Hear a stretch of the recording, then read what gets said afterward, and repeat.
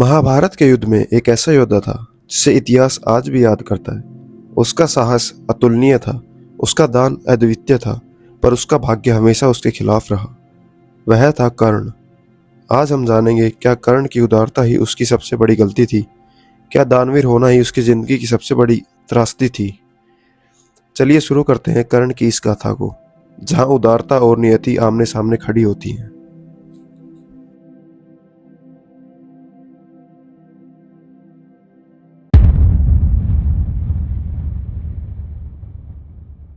कर्ण का जन्म देवपुत्र के रूप में हुआ था। सूर्यदेव ने माता कुंती को एक दिव्य पुत्र प्रदान किया। उस शिशु के शरीर पर जन्म से ही दिव्य कवच और कुंडल थे, जो उसे अजय बनाते थे। लेकिन नियति का खेल बड़ा क्रूर था। कुंती अविवाहित थी और समाज के डर से उन्होंने उस शिशु को स्वीकार नहीं किया। उन्होंने आंसुओं से भरी आंखों के साथ कर्ण को एक टोकरे में रखकर नदी में बहा दिया। वहां से कर्ण को मिला एक नया घर। रथी अधिरथ और उनकी पत्नी राधा ने उसे अपनाया। यहीं से मिला सूतपुत्र का नाम। परंतु उसके भीतर हमेशा यह पीड़ा रही, मैं कौन हूँ, मेरा असली स्थान कहाँ है। बचपन से ही समाज ने उसके साथ अन्याय किया। वह कितना भी गुणी हो, उसे हमेशा उसकी जाति के आधार पर अपमानित किया जाता, और यही अपमान उसकी महत्वाकांक्षा, उसका क्रोध और उसकी वफादारी का बीज बन गया।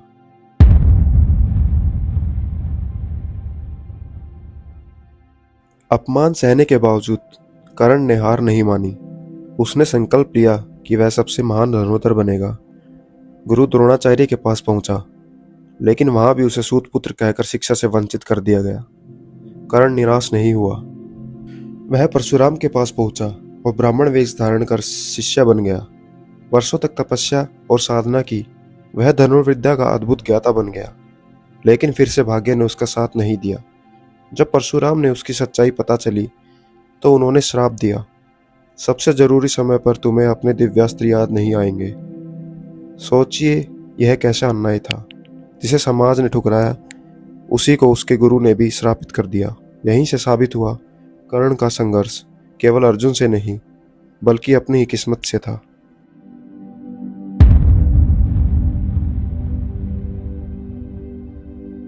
अगर वीरता कर्ण की पहचान थी, तो दानवीरता उसकी आत्मा। इतिहास में शायद ही कोई ऐसा हुआ हो जिसने कर्ण जितना दान दिया हो। वह हर सुबह सूर्यदेव को प्रणाम करता और सूर्यास्त तक हर याचक को दान देता। उसके द्वार से कोई भी खाली नहीं लौटता था। और एक दिन जब इंद्र स्वयं एक ब्राह्मण का रूप लेकर आए, तो उन्होंने मांग की कवच और कुंडल। ये वही कवच कुंडल थे जो कर्ण को अजय बनाते थे। हर योद्धा इनकार कर देता, पर कर्ण ने मुस्कुराकर दान दे दिया। जैसे ही कवच शरीर से अलग हुआ, उसके रक्त की धार बहने लगी। लेकिन कर्ण स्थिर रहा, गर्व से भरा रहा, क्योंकि उसके लिए दान ही धर्म था। पर यही उसकी सबसे बड़ी भूल भी बनी। जिस कवच कुंडल ने उसे अजय बनाया, उन्हीं के दान से उसे असुरक्षित भी कर दिया। और यहीं से कर्ण की हार की नींव भी पड़ गई।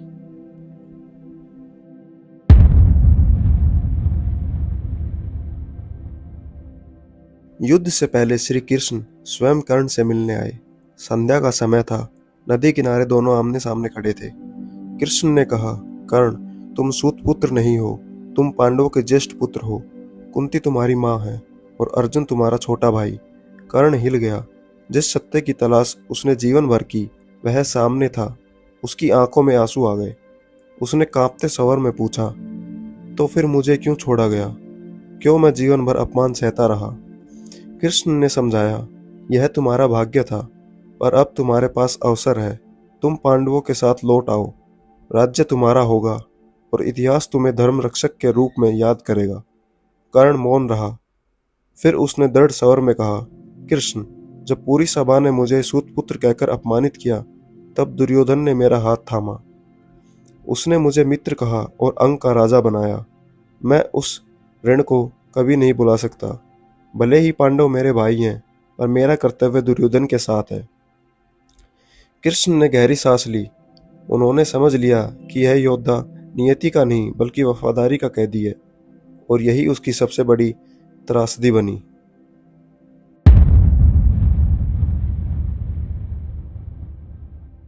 कुरुक्षेत्र का मैदान रक्त से लाल था।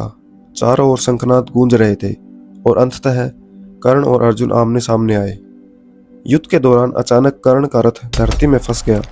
वह असहाय होकर रथ का पहिया उठाने लगा, लेकिन धरती ने उसका साथ भी छोड़ दिया। उसे अपने दिव्यास्त्र भी याद नहीं आए। परशुराम का श्राप सच हो चुका था। कर्ण ने अर्जुन से पुकारकर कहा, धर्म कहता है कि जब योद्धा निशस्त्र हो तो उस पर प्रहार नहीं किया जाता। मुझे मेरा रथ ठीक करने दो, फिर हम युद्ध करेंगे। अर्जुन का मन डगमगाया, पर कृष्ण ने कहा, अर्जुन, यह वही कर्ण है जिसने अभिमन्यु को मारा। अगर आज तुम रुके तो धर्म हार जाएगा। अर्जुन ने अपना बाण उठाया। दिव्यास्त्र आकाश को चीरता हुआ कर्ण के वक्ष में लगा। वह भूमि पर गिर पड़ा। उसके होठों पर अंतिम मुस्कान थी, आंखों में अधूरी तलाश थी और हृदय में वफादारी की वह आग थी जिसने उसे मृत्यु के बाद भी अमर बना दिया। उस क्षण केवल योद्धा नहीं मरा, बल्कि दानवीर कर्ण की पूरी गाथा इतिहास में अमर हो गई। कर्ण की कहानी हमें सिखाती है कि कभी कभी हमारी सबसे बड़ी अच्छाई ही हमारी सबसे बड़ी कमजोरी बन जाती है।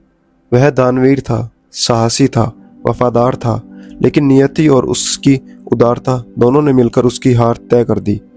अब सवाल आपसे, क्या कर्ण की सबसे बड़ी गलती उसकी उदारता थी या उसकी नियति ही उसके खिलाफ थी? अपने विचार कमेंट में जरूर लिखें। अगर आपको यह कहानी पसंद आई हो तो वीडियो को लाइक करें, चैनल को सब्सक्राइब करें और इस कथा को अपने दोस्तों के साथ शेयर करें, क्योंकि महाभारत की कथाएं केवल इतिहास नहीं बल्कि जीवन का गहरा सत्य है।